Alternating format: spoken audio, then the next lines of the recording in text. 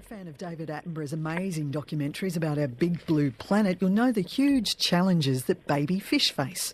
They prey for larger fish, birds and humans and have to contend with tons of plastic and chemical pollution. But scientists say one of the biggest problems they confront is climate change.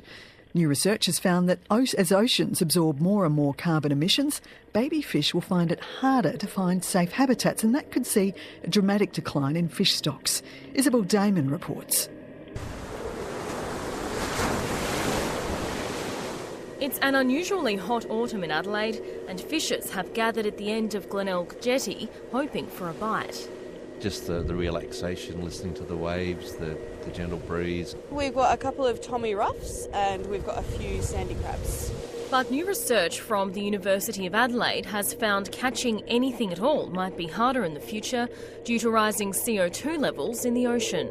A few years ago we started investigating the effects of climate change on larval fish.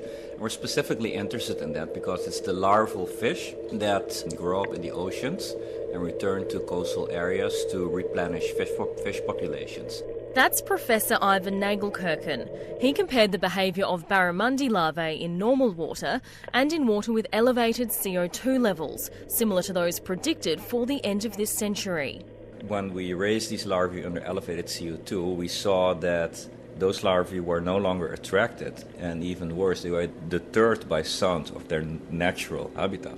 Larvae, or baby fish, use ocean sounds, including from other animals, to guide them to shallow water once they're old enough. A safe habitat is critical for their survival and their ability to reproduce. Lower pH levels, acidity levels, or higher CO2 levels interfere with the neurotransmitter function in their brain, and as a result, all normal behaviors are being altered. The question is, what proportion of species will show this response? Can this be reversed, or is it already too late? No, if you have an experiment where you've raised larvae under elevated CO2 and you put them back in normal water, after a few days they start behaving normally again. So there's definitely scope for reversal, but we need to reduce our CO2 emissions. It's not just a problem for the oceans, but for the world's entire ecosystem. I think what people don't see doesn't hurt them. You need to be made more aware. If the environment's not taken care of, then there's nothing here to fish for, and if there's nothing to fish for, then we're not going to enjoy it, so it's definitely important. Isabel Damon with that report.